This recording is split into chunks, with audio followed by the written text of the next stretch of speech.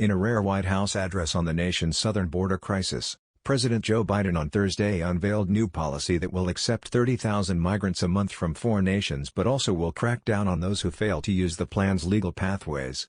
Speaking in the Roosevelt Room of the White House, the president said the policy will grant humanitarian parole to eligible migrants from Cuba, Haiti, Nicaragua, and Venezuela. It will work as part of a border strategy that incorporates an expanded use of Title 42 expulsions. The announcement was made as the Departments of Homeland Security and Justice released details of a plan to impose a new regulation, a version of a Trump-era policy often called the transit ban.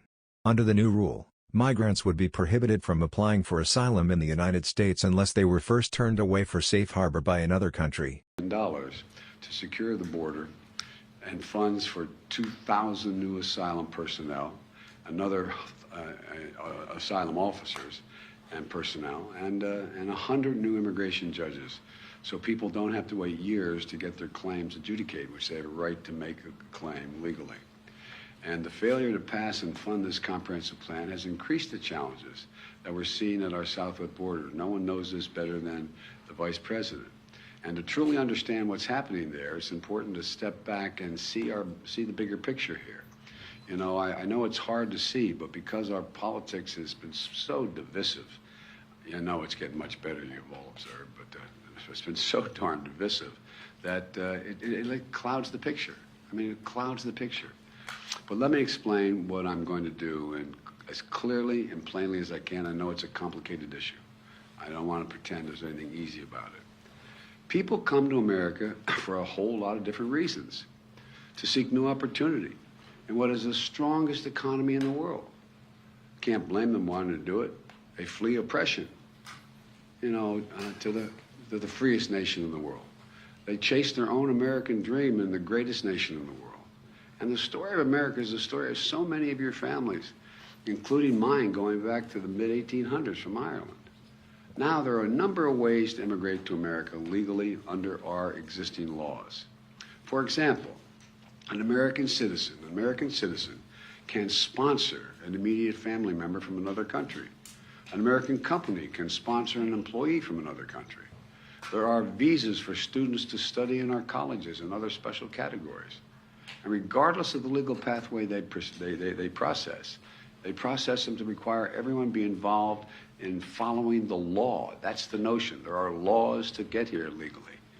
That includes another legal way for someone to come to America by seeking asylum because they're fleeing persecution, like a lot of our ancestors did as well. And for many people, that's what's happening at our southwest border now.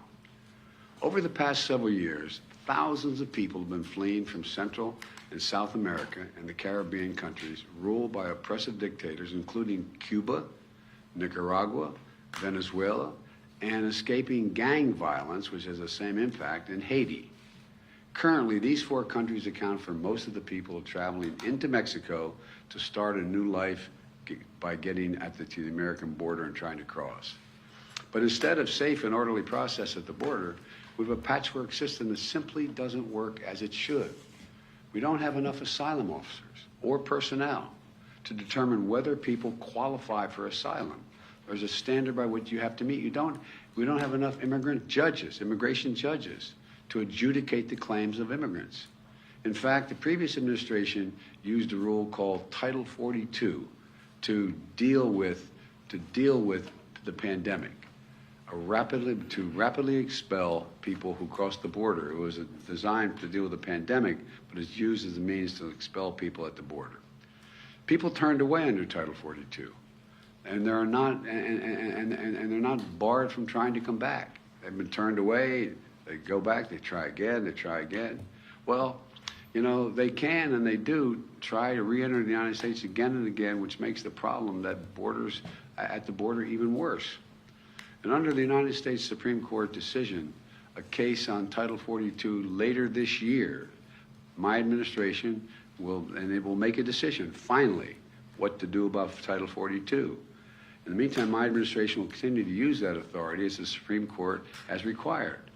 And until Congress passes the funds, a comprehensive immigration plan to fix the system completely, my administration is going to work to make things better at the border using the tools that we have available to us now.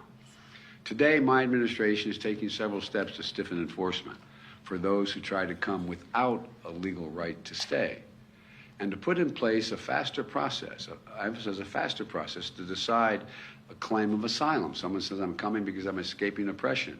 Well, there's got to be a way to determine that much quicker for people who are credibly seeking protection from persecution.